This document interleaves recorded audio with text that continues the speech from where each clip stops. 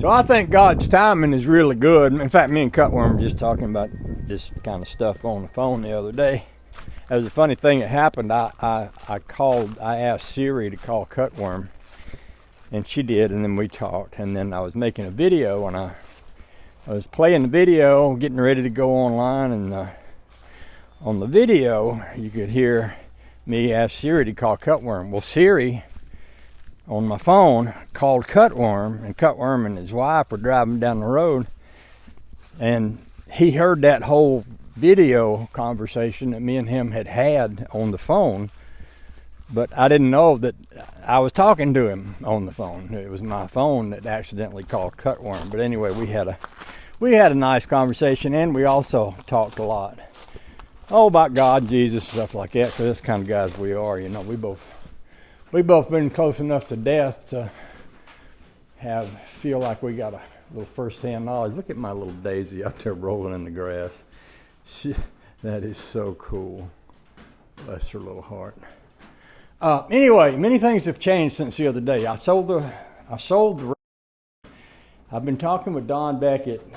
In fact, we've made a plan to air condition the Studebaker. But before I get into that, I wanted to get this garage where it could be cooled. And the sunshine is hotter than heck in here. And so I bought 2 air conditioners with part of the money I got from the Studebaker out there, and there's one over there. Well, even with both those air conditioners running, when I close this building up and that sun shines down on this building, it is hotter than heck in here. So I decided I had to insulate the place, and I have a trailer load of insulation that's been in storage up in that big storage barn up there ever since I insulated that building. And so I just decided, well, why don't you go grab that load of insulation and put it up in your building. So that's what I've been doing for the last 2 days. Well, putting in the air conditioner. I woke up this morning at 12:30. I laid in bed. I think I'm getting this right. I laid in bed till about 2, maybe 1:30 or 2. And then I got up and had half a cup of coffee. And then I came down here and I started insulating this building. And after I did, that old insulation is actually pretty old and dirty looking. So I decided to run over to the Home Depot and get me some of this paper and put the paper over the insulation just to make it look a lot nicer.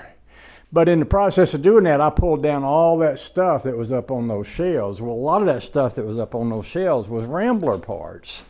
And the guy, Leon, that bought the Rambler was saying that the day he bought it, he's going to come back and get all them Rambler parts. Well, they're in here in this mess. So he just messaged me and asked if he could come get his parts. And I thought, wasn't that good timing? You know, here I am trying to figure out where to put these Rambler parts while I re-insulate the building, and then he just calls me out of the blue, says, hey, I want to come get my parts. So I don't know, I just feel like that's God's way of making everything perfect. So the world is perfect in that I've got somebody to help me and show me how to air condition the Studebaker, and I've got somebody on his way to get the